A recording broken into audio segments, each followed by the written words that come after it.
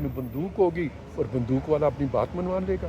ہم نے اس طرح کی آزادی ان کو دے کے رکھی، اس جماعت کو بھی اور اس جماعت کے قائدین کو بھی. اب ملاقات ہے، ملاقات بھی آئین کا قانون کا راستہ نہیں اختیار کر رہے. کبھی آپ عدالت میں جائیں، عدالت سے حکم نامہ لے کے آئیں، جیل کے سپرنٹینڈنٹ کو دکھائیں اور اپنی ملاقات کر لیں. سڑک پر دھرنا دیا جا رہا ہے، دھرنے کے بعد کہا جا رہا ہے کہ میں اب عدالت میں جا رہا ہوں. بھئی پہلے عدالت میں جاتے ہیں. پارلیمنٹ کے اندر شور شرابہ کیا جا رہا ہے. پارلیمنٹ نے کسی کو اجازت نہیں دینی کہ کس کی ملاقات ہونی چاہیے اور کس کی ملاقات نہیں ہونی چاہیے. اور کس سے ملاقات مانگ رہے ہیں؟ جو سزا یافتہ مجرم ہیں، اور یہ کہتے ہیں کہ نہیں، آپ اڈیالہ جیل کو ہماری پولیٹیکل پارٹی جو ہے اس کا ہیڈ کوارٹر تسلیم کریں. وہ بنی گالا جو ہے ہمارا سیکریٹریٹ ہے اڈیالہ جیل.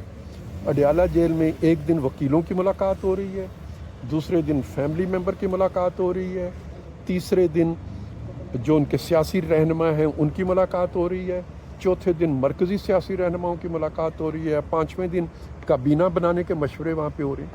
ایک سزا یافتہ مجرم ہے، وہ قیدی ہے، اور آپ اس کو وہ تمام سہولتیں فراہم کر رہے ہیں. یعنی سرکاری خرچ پر ایک پولیٹیکل پارٹی کا جو سیاسی جماعت ہے، سرکاری خرچ پر میرے ٹیکسوں کی دی ہوئی آمدنی پر اس کا دفتر اڈیالہ جیل میں تبدیل کر دیا گیا. کیوں بھئی؟ یہ سہولت تو آپ نے ذوالفقار علی بھٹو کو نہیں تھی دی، یہ سہولت نواز شریف صاحب کو نہیں ملی، یہ سہولت شہباز شریف صاحب کو نہیں ملی، یہ سہولت مریم نواز کو نہیں دی گئی، خان عبدالولی خان کو کبھی یہ سہولت نہیں دی گئی. کبھی کسی سیاسی رہنما کو نہ یہ سہولت دی گئی، نہ کبھی کسی سیاسی رہنما نے یہ سہولت اپنے لیے مانگی. یہ ایک انوکھا لاڈلا ہے. کس کا لاڈلا ہے یہ؟ کون اس کے یہ لاڈ برداشت کرتا ہے کہ اس کو یہ سہولت بھی ہوگی کہ تم جیل کو اپنی پارٹی کا سیکریٹریٹ بنا لو، جیل میں بیٹھ کے سیاسی مشورے کرنے ہیں؟ جی ہمیں ان سے ملاقات کی اجازت دیجیے. کیوں دی جائے؟ بالکل نہیں دینی چاہیے. ملاقات کی اجازت صرف اور صرف عدالت کے حکم کے تحت، جو عدالت حکم دے اس کے تحت ہونی چاہیے، اور اس کے لیے انہیں عدالت کا راستہ اختیار کرنا پڑے گا. لیکن اگر یہ دھرنوں سے ملاقاتیں کروائیں گے، شور شرابے سے ملاقاتوں کے لیے اپنے راستے کھولیں گے، تو پھر پاکستان میں جو سیاسی اور معاشی استحکام ہمیں چاہیے اس کو وہ خطرے میں جائے گا. مجھے یہ باتیں کہتے ہوئے اچھا نہیں لگتا، میں یہ باتیں کہنا نہیں چاہتا، لیکن ہمیں ڈٹ کے اپنے موقف پر کھڑا ہونا چاہیے.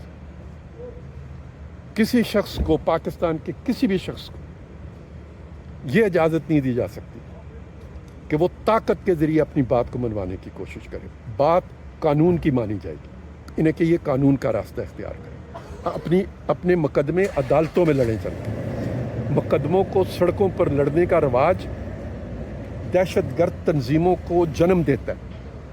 ہم دہشت گردی کے زخم خورد ہیں، ہم دہشت گردی کو ختم کرنے کے لیے نکلیں.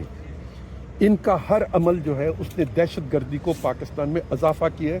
یہ ہمارا ریکارڈ ہے. ان کی سیاست سے پاکستان میں دہشت گردی نے دوبارہ جنم لی ہے. جو دہشت گردی پاکستان نے ضرب مومن میں ختم کی تھی، وہ دہشت گردی دوبارہ طاقتور ہوئی ہے ان کی چھتری کے نیچے، ان کی سیاست کے نیچے. تو اگر ہمیں پاکستان کو دہشت گردی سے بچانا ہے، پاکستان میں قانون کی حکمرانی قائم کرنی ہے، پاکستان کو سیاست